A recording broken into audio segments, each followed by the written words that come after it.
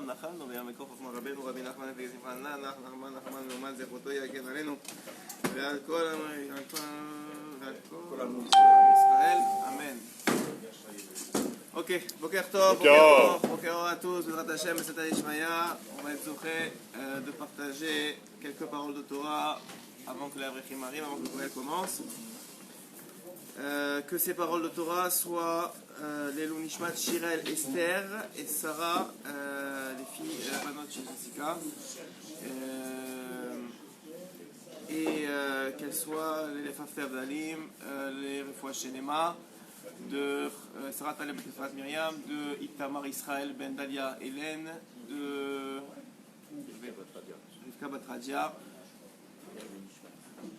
Après, on recommence. De Bajé Ben Rachel. Bajé Ben Rachel.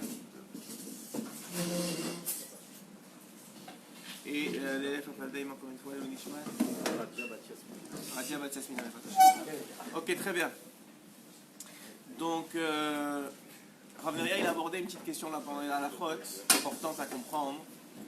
C'est qu'on sait tous que pendant le mois de Av, pendant le mois de Av, c'est un mois très particulier où Chazal, la Gemara elle rapporte qu'on diminue la joie. Ouais. Et d'ailleurs, il y a des dinim, il y a des minhagim qui sont rentrés dans l'âme Israël. Par exemple, ne pas manger de la viande et du lait, la viande et du vin pendant les 10 jours qui précèdent Shabbat à partir de Rosh Chodesh Av, ne pas écouter de la musique avec des instruments, etc. Mais si on voit dans la halakha, c'est des dîners à Belout, mais d'un autre côté, si vous avez une simcha, si vous avez une brit mila, si vous avez un pidyon aben, si vous avez une masechet, si vous avez toutes ces choses-là, alors il sera permis non seulement d'être joyeux, mais non seulement d'écouter de la musique, mais en plus avec un klinigina, même avec un instrument. Donc on voit qu'il y a une distinction, il y a un petit birour à faire sur qu'est-ce qu'on nous demande exactement pendant cette période-là. C'est le lien du Shavua chez Chalbo aussi, oui. Ça change tout. D'accord, ça c'est encore plus, tu as raison, mais on va dire dans les 10 jours entre. Ah, maintenant, il n'y a pas de Shavua chez Chalbo cette année, il n'y a pas de. Tu vois, il n'y a pas de Shavua chez Chalbo, d'accord, c'est encore plus, au niveau des habits, du nettoyage, etc., c'est une autre histoire. Mais on va dire même dans les 10 jours depuis Rosh Chodesh Av, même les Saïrim de façon générale, pendant les 3 semaines du 7 Tammuz à Rosh Chodesh Av, on voit que il y a comme ça un inyan que d'un côté on nous demande de diminuer un peu la joie, et d'un autre côté on voit qu'on maintient la joie dans certains éléments de notre vie, qui sont de façon générale, si on étend ça, tout ce qui est Brit Mila, etc., les mitzvot, et de façon générale le lien avec Hachem, que Chazal ils nous disent que faites très attention de ne pas croire, par exemple, j'ai pas envie de dire, mais si un Marocain de l'ancien temps il était venu ce matin à la tefila, il aurait dit mais comment c'est pas possible, mais vous chantez, mais on est chez Chalbo, mais jamais de la vie, même les haftarot, on fait un minag particulier, et il serait devenu fou, ouais. Et nous on continue à chanter pendant la tefila. Pourquoi? Parce qu'on a compris ce lien qu'on va discuter aujourd'hui, qu'on va traverser à travers un conte de Rabbeinu Akadosh. Que quoi? Que c'est vrai que Chazal nous ont demandé pendant cette période, et que c'est normal pendant cette période, de se rappeler qu'on n'a plus de Beth Amikdash, que Hachem il n'a plus de maison, comme on le dit souvent, qu'on est dans une situation où il n'y a pas de révélation complète d'Akadosh Baruch Hu, et que Hachem lui-même il attend ça, et c'est la raison pour laquelle on fait le Tikkun Chatzot la nuit, de façon générale toute l'année, mais en particulier pendant cette période des 3 semaines, même la journée, c'est un bon minhag de le faire. Il y a plein de Inyanim qui ont fait ça. Pourquoi? Parce qu'on se rappelle, on partage un peu entre guillemets la tristesse du fait que Hachem il n'est pas complètement dévoilé dans son propre monde et qu'il n'a pas de maison à part chez nous, dans notre cœur, dans son propre monde. Mais d'un autre côté, ce qui console le plus la Shrina et ce qui console le plus Akadosh Baruch Hu, c'est quand un juif, en faisant Torah et Mitzvot et Marasim Tovim, c'est-à-dire en faisant le service d'Hachem, ce qui le lie à Hachem, il est joyeux. C'est ça qui console le plus. Donc dire à Benoît Kadosh, fait très attention de ne pas croire que maintenant parce qu'on est triste, on a le droit de se rendre triste dans tous les aspects de notre vie. Bien au contraire, il faut garder la simcha, peut-être l'augmenter dans la partie qui nous lie à Kadosh Baruch Hu. Et regardez ce que le conte de Rabbeinu, c'est le dernier conte, où Rabbeinu il commence le conte comme ça, Saper lachem, paam, hayus mechim. Je vais vous raconter comment, à l'époque, ils étaient heureux. Alors on dit comme ça, Maaseh Pa'am Achat Haya Melech, c'est l'histoire d'un roi. Donc, comme ça commence d'habitude les contes de Rabbi Nachman, c'est l'histoire d'un roi. Vayelo ben Yachid. Et il avait un seul fils. Veratza Hamelech limsoch hamelucha livno bechayav. Et il voulait donner la royauté, il voulait léguer la royauté à son fils. Verasa mishte gadol, il a fait une grande fête. Uvadai bechol param shamelech oseh bal hu simcha gdola meod. Et chaque fois que le roi il organise un grand festin, c'est une grande joie pour tout le monde, parce que tout le monde est invité. Bifrat, ata, shemasar amelucha livno bechayav. En particulier que là, de son vivant, il transmettait la royauté à son fils. Bevadai a simcha gdola meod. C'est sûr qu'il avait une grande simcha. והיו שם כל השרי מלוכה וכל הדוכסים והשרים והיו שמחים מאוד על המשתה. Il y avait tous les ministres, les ducs, les princes, tout ça, ils étaient tous là, ils étaient très contents. וגם המדינה היו נהנים, et toute la ville elle profitait de ce festin. מזה שמוסר המלוכה לבנו ביחד, que quoi? Que le roi il transmettait la royauté à son fils de son vivant. כי הוא כבוד גדול למלך, que c'était un grand kavod pour le roi de pouvoir avoir un fils qui mérite la royauté de son vivant et de pouvoir la transmettre.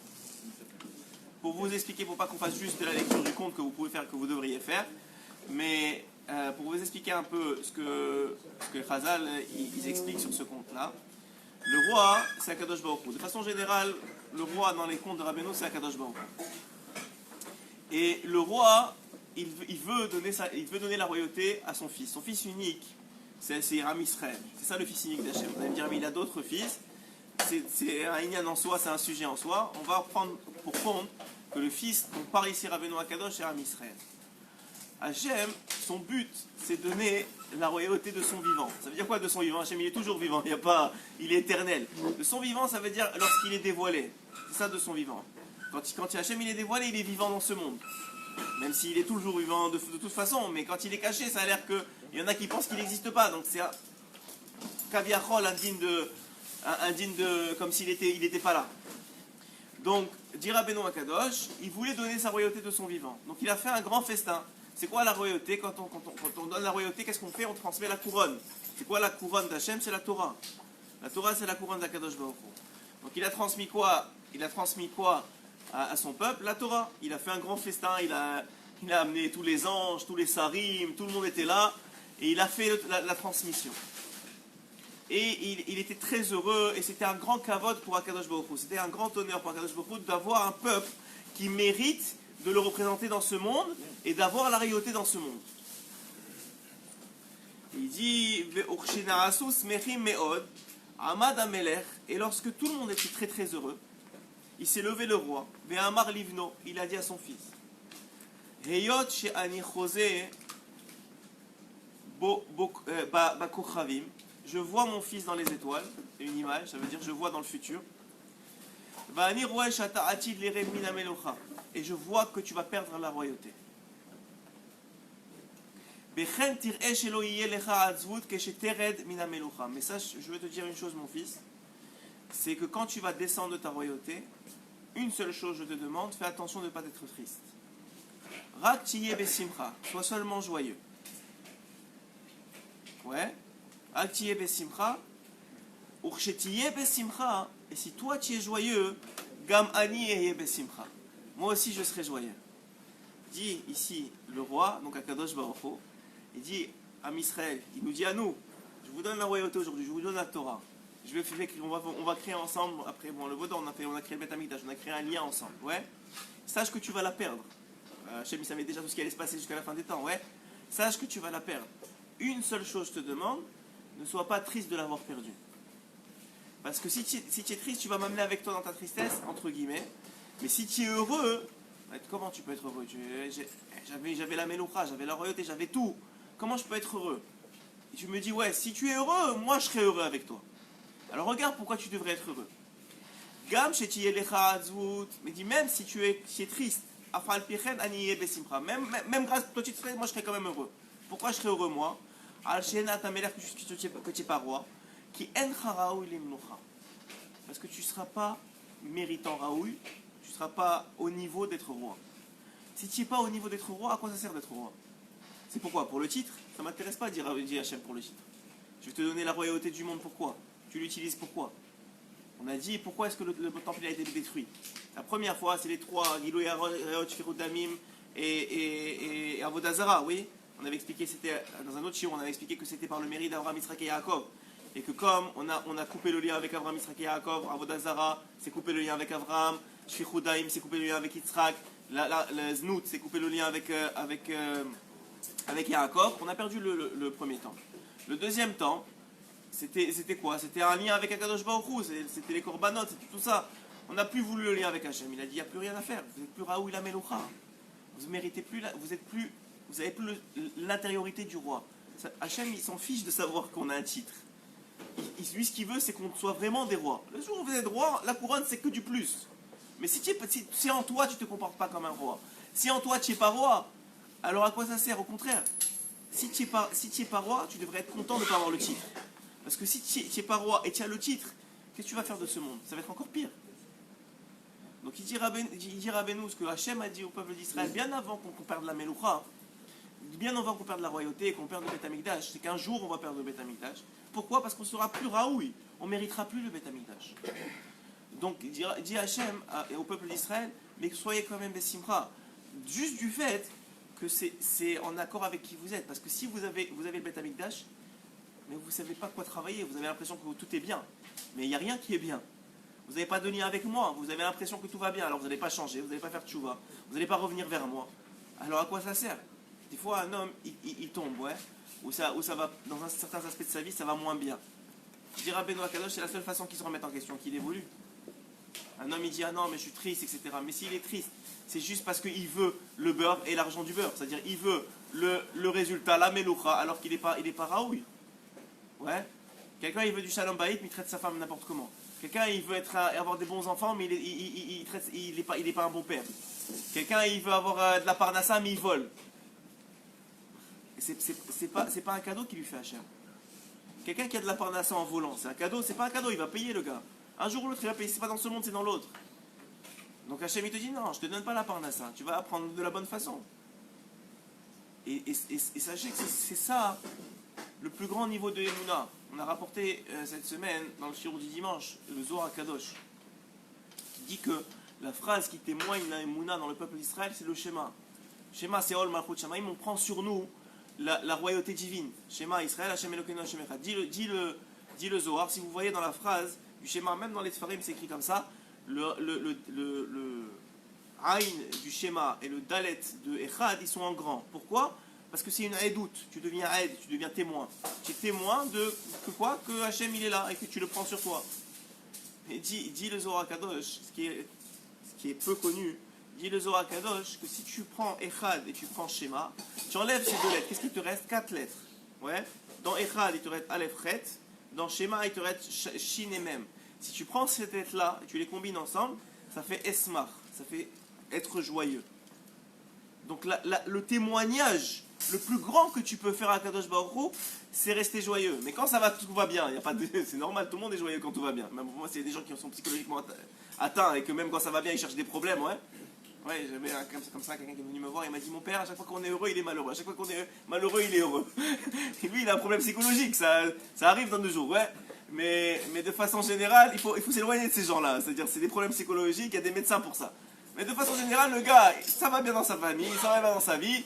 Il est heureux, ouais, c'est que ça va pas bien, il est malheureux. Dit Hachem, même quand vous allez perdre la royauté, votre rôle à vous, si vous voulez redevenir roi, c'est d'être quand même heureux malgré que vous l'avez perdu. Pourquoi? Juste parce que c'est la bonne chose dans votre vie.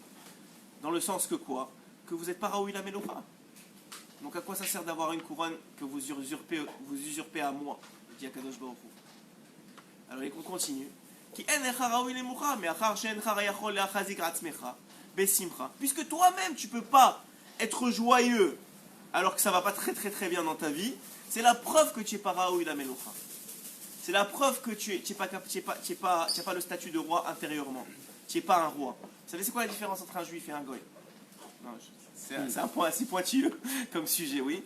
Mais on va dire, un juif, quel qu'il soit, il reste juif. Ouais, pourquoi c'est comme ça? Parce qu'on a reçu de ça d'Abraham, Yitzhak et Yaakov. Ok, très bien. Mais alors, normalement, normalement, qu'est-ce qui est transmis? C'est, je sais pas moi, vous avez des yeux bleus, a priori il aura les yeux bleus, ouais, ou vous avez une chance, si les deux ils ont les yeux bleus, que dans la génération il y aura quelqu'un qui aura les yeux bleus, ouais, ça veut dire que c'est une transmission génétique. Mais la transmission elle est aussi spirituelle. Abraham, Israël et Jacob, ils ont tellement travaillé sur eux, ils ont tellement changé, que maintenant, il y a en leurs descendants des gènes spirituels qui s'appellent les gènes du juif. C'est une échama complètement différente.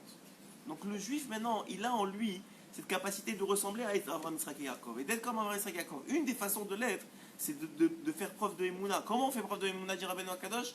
Quand tu es sa mère. Quand malgré les événements de ta vie, tu restes dans la simcha. Alors c'est pas la simcha de la Oulélout que les tzadikim, que Chazal, ils ont demandé de diminuer pendant cette période-là. De ne pas aller à la plage, ou essayer de ne pas aller à la plage, de ne pas écouter de la musique, de ne pas manger, de ne pas faire des grands repas, comme si c'était Pessah ou Shavuot ou Sukkot. Ça oui, c'est vrai, dans le sens que la simcha du corps, la simcha extérieure, la simcha qui est une simcha empruntée, celle-là tu n'as pas à la voir en ce moment-là. Pourquoi? Parce qu'on n'a pas tu vas faire de quoi? Des repas de roi, mais tu n'es pas roi, mon grand. Tu n'es pas roi, qu'est-ce que tu vas faire des repas de roi? Donc dans l'année, il y a des moments où Hachem il se révèle à nous et où il y a une mitzvah, Shabbat, les fêtes, etc. Il n'y a pas de problème. Mais de façon générale, on a perdu la royauté. Peut-être pendant 3 semaines, j'ai dit Hachem, rappelle-toi que tu as perdu la royauté. Mais rappelle-toi aussi que comment tu vas la récupérer si tu es sa mère? Sa mère de quoi? Sa mère de la mitzvah, sa mère de la avodat Hachem, sa mère de l'avodat à mitzvot, sa mère dans ta vie de voir qu'il y a des choses qui ne vont pas mais que c'est une occasion pour toi de changer et d'évoluer. C'est ça la simcha que tu dois travailler pendant ces 3 semaines-là. De la même façon que tu dois mamaït, tu dois diminuer la simcha, qui est la simcha de la Holélout ou la simcha extérieure à toi, qui est finalement une simcha qui n'est pas éternelle.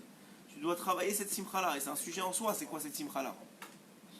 Mais Kibel Ben Meler et Amelucha Beyadrama, il a pris la royauté, le roi avec une main forte, donc Hachem il lui a donné avec une main forte.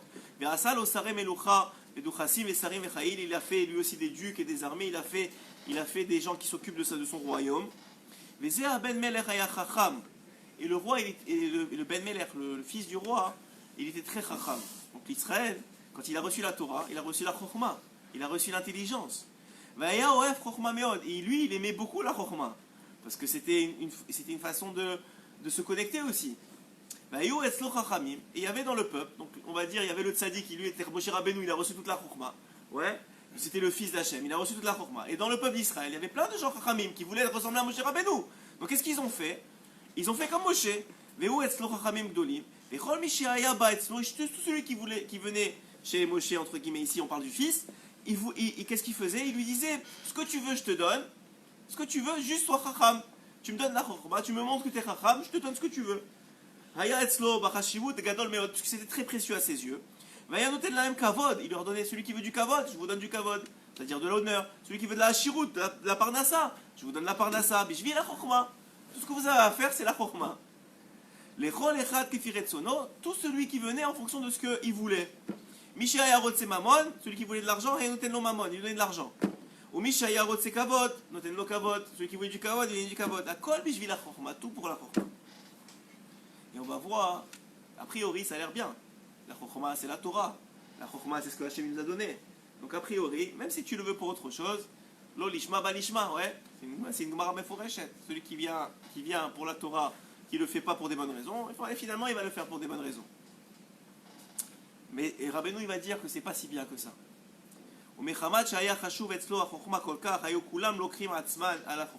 Puisque c'est tellement important pour lui la chokhma, il le prenait sur eux.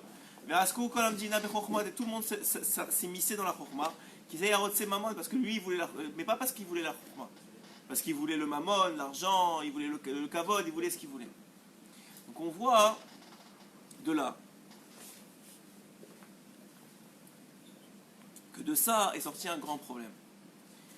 Que puisque tout le monde s'occupait de la chokhma, quand ils se sont fait attaquer physiquement par des grands guerriers, la chokhma leur a servi à rien et on va voir la suite un peu du conte, ils se sont fait attaquer et ils ont eu beaucoup de pertes.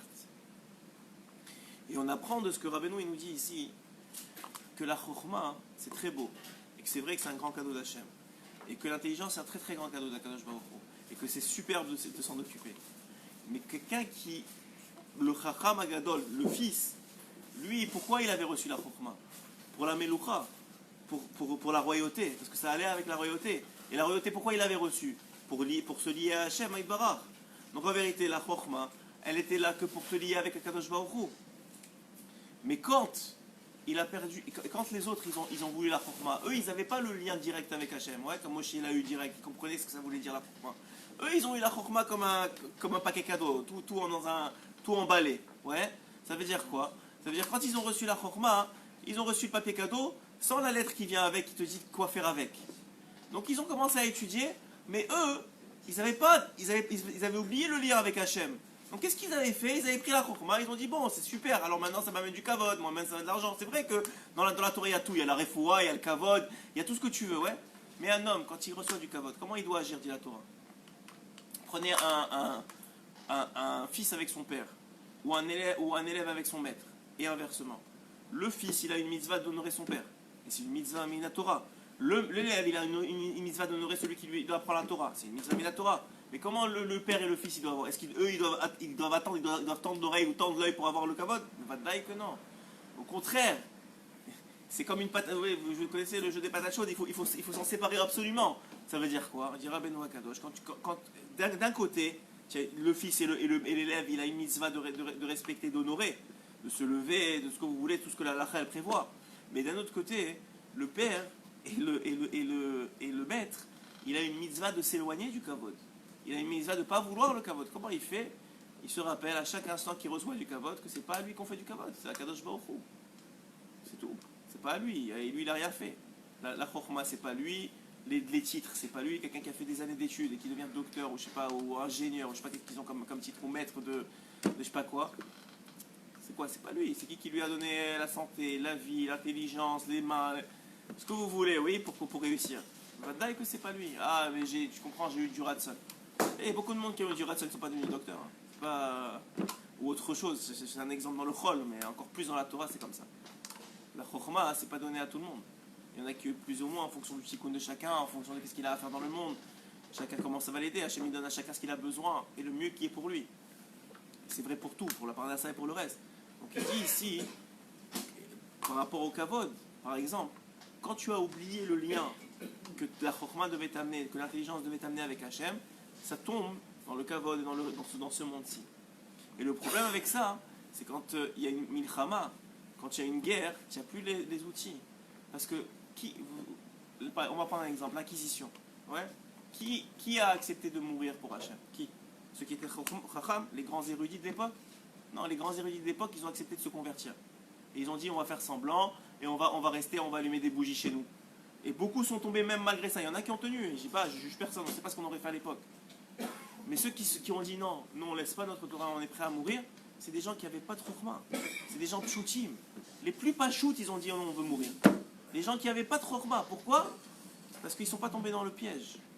La chokhmah c'est très beau, mais c'est seulement pour se rapprocher d'Hachem. C'est seulement pour mieux comprendre Hachem et pour mieux le servir et pour mieux l'aimer. Mais si tu l'utilises pour autre chose, oh elle va te tuer cette chokhmah là. Parce que quand le Yetzirah va venir se battre avec toi, tu n'auras pas les vrais outils. Et les vrais outils, c'est seulement la Emouna. Ils sont morts pourquoi ces gens-là? Ils sont montés directement à Gan Eden et tout ce que vous voulez, seulement parce qu'ils avaient de la Emouna en Hachem. Ils ont dit non, c'est écrit qu'on est, pour Avodah Zara, on est prêt à mourir. Et ils sont morts. Et les autres qui ont commencé à faire des cheshbonot, mais tu comprends, on sauve un homme pour le Shabbat, alors tu comprends peut-être que si je fais un autre Shabbat, même en cachette, ça vaut la peine de vivre, alors je vais me convertir, c'est pas grave. Ils sont tombés dans le piège que Rabbeinu ici il dévoile. Que la chokhmah, ça ne sert que si tu es roi. Que si tu veux être roi. C'est-à-dire, roi, ça veut dire donner la meloucha à Hachem, c'est ça être roi ici. Dans ce monde, je vous ai déjà dit que Rabbeinu, dans l'écoute Moran, il explique que pourquoi David Améler c'est le plus grand des rois, parce que c'était lui qui était celui qui servait le plus le peuple d'Israël. Le roi dans le peuple d'Israël, c'est lui qui va au premier au combat, c'est lui qui sert le peuple d'Israël. Le David Améler dans Tehilim, les deux choses pourquoi il se vante, c'est qu'il ne dormait pas la nuit et qu'il s'occupait de vérifier les sangs des nidas. Ouais, il y a une raison pour ça, parce que son père lui-même était sadique, alors il n'y avait pas de quoi se vanter d'autre. Puisque le reste, il avait reçu par héritage, entre guillemets, même si c'est pas vrai, parce qu'on a bien vu chez de grandes sadikim qui ont eu des enfants qui n'étaient pas si grandes sadikim que ça. Mais on va dire que c'était les deux choses qui lui permettaient de se réjouir. Donc on voit de là, Et quand ils se sont Vechachamim shebeota medina hayu chachamim muflagim gedolim, c'était des gens très érudits. Umechamad achochmot nitpakru chachamim shel ota medina umashchu gam et haben melech les da'atam. Non seulement eux, le pire c'est pas ça, c'est que non seulement eux ils sont tombés dans l'hérésie à cause de leur chokhma, mais en plus de ça, ils ont entraîné le Ben Melech avec lui, le fils du roi avec lui. Et donc on voit de là, et à chaque fois, dira Benoît Kadosh, que le roi il reprenait un peu de conscience, il pleurait, il disait mais qu'est-ce qu'on fait? Il y a Hachem, il y avait mon père, on l'a oublié, on est en train de faire de l'hérésie, et à chaque fois que ça passait, il reprenait dans l'hérésie. Et on voit de là deux choses. Une chose, c'est que la seule façon de se sortir des folies de ce monde, même quand on croit qu'on est dans la Torah, même quand on croit qu'on est des gens bien, même quand on croit qu'on fait des mitzvot, la seule façon de se sortir de ce monde et de prendre un peu de recul par rapport à notre vie, c'est de s'isoler avec Hachem. C'est la seule façon. De prendre un peu de temps dans sa journée. Rabbeinu, il a dit que ceux qui s'isolent avec Hachem, ils ne seront pas surpris au temps du Mashiach. Ceux qui font Yitbodedut au temps hébreu. Et que les autres, même ceux qui font la Torah, même ceux qui sont Chacham, ils seront déconcentrés, surpris. Donc ça vaut la peine de prendre un peu de temps, de voir un peu ce qui se passe dans notre vie, de se remettre en question. Et même si on n'a pas la force de changer, ça nous arrive, de voir un problème et de ne pas avoir la force d'évoluer. Que le cœur et l'état à vote sont plus fortes que la situation aujourd'hui. Mais au moins on dit à Hachem, regarde, je suis conscient que ça ne va pas, aide-moi. On parle, on se remet en question. Et il dit ici, voilà, c'est la seule chose qui arrive à le sortir de l'hérésie. Et donc, on voit de là deux choses. Et on va s'arrêter là parce que les Avrechim, ils arrivent. Mais on voit de là deux choses. Un, que la seule façon de se sortir de cette hérésie, que la plupart du temps on ne se rend pas compte, c'est de s'isoler et de parler. De sortir, de demander à Hachem, quand on commence à parler, demander à Hachem, mets-moi les mots dans la bouche que j'ai besoin de parler. Des fois, on ne sait pas ce qu'on a à dire. Des fois, on croit que on veut de la parnassa, mais notre problème il est bien plus loin, bien plus grave que ça. Ouais. D'un autre côté, deuxième chose, c'est que quand on étudie la Torah, vadaï qu'il faut étudier, vadaï que c'est notre seule solution. Ouais. Mais se rappeler que l'étude, elle n'est là, et je l'ai dit dimanche, je vous le redis, peut-être je le redirai à chaque fois, l'étude n'est là que pour savoir sur quoi prier. C'est ça l'étude de la Torah. L'étude de la Torah, elle vient t'apprendre sur quoi tu dois prier. Parce que si tu étudies sans prier, c'est sûr que tu vas tomber quand même. C'est sûr.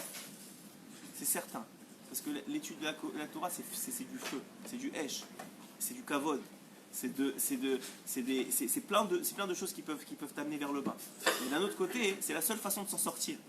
Donc comment tu fais? Tu allies la prière, comme on a dit. Tu vas me dire, on va parler des bodéos. Tu étudies pour prier. Troisième chose, tu te rappelles que la seule façon, l'ingrédient principal dans l'étude et dans la prière, c'est la émouna qui se témoigne par la simcha. Si tu n'es pas saméa, il y a quelque chose qui ne va pas. Si tu n'es pas saméa, il y a quelque chose qui ne va pas. Alors tu as le droit qu'il y a quelque chose qui ne va pas. On n'est pas tous des saints, on n'est pas tous des anges. On a le droit qu'il y a des choses qui ne vont pas. Et on a le droit qu'on n'arrive pas à être saméa. Ça arrive. Mais sache au moins qu'il y a quelque chose qui ne va pas dans ta émouna. Sache que si tu n'es pas saméa, quel que soit ton matzav, c'est quelque chose qui ne va pas. Il y en a qui c'est la jalousie. Ils ont quelque chose dans le ventre, alors ça les rend pas saméa. Alors au moins sache qu'il y a un problème. Le gars il ne peut pas arrêter d'être jaloux. D'accord, mais au moins sache qu'il y a un problème. Prie pour ça, évolue. Et Bezrat Hashem, dans 10 ans, 15 ans, tu arrêteras d'être jaloux. Je sais pas moi, ça c'est un exemple, mais il y en a plein. Vous pouvez les multiplier par des milliers. Et donc on voit que ça c'est le baromètre dans toute chose. Si tu n'as pas de simcha, je ne parle pas de la simcha de la holélout que tu bois, tu manges, c'est pas cette simcha là, vous avez bien compris c'est quoi la différence. Que la simcha d'être joyeux, qu'il y a Hachem, que tu te rappelles qu'il y a Hachem, que tu es content d'être juif, que tu es content. Vous savez, les enfants ils sont experts à se plaindre pour rien. Dès qu'ils ont eu quelque chose, ils oublient qu'ils ont eu quelque chose et ils se rappellent. Nous aussi on est des enfants. Mais moi j'ai l'habitude avec mes enfants particulièrement, quand ils commencent à pleurer ou à se plaindre, alors je rigole avec eux, je dis dis-moi, tu as des yeux, dis-moi, tu as des oreilles, tu m'entends quand je te parle, dis-moi, tu as une langue quand tu manges, tu goûtes.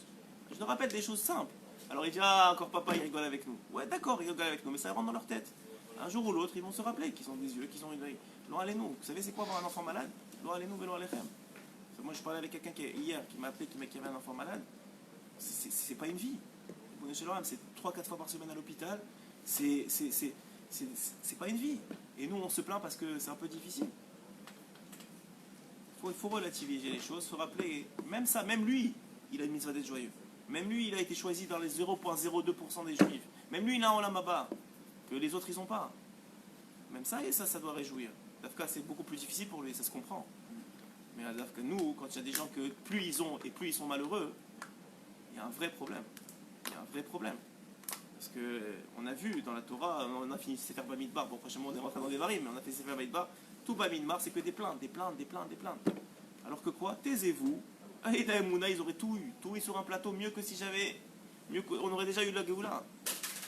Donc si on a quelque chose à retenir de cette semaine-là, même de Tisha B'Av, on espère que Mashiach vient cette semaine et qu'on n'a plus besoin de rappeler la vélo de Tisha B'Av, mais c'est d'Afka ce travail-là, de la simcha, dans la avodat Hashem, dans la vie de façon générale, et de lier la Torah à la tfila pour pouvoir éventuellement avoir l'aide divine pour pouvoir changer et le servir mieux.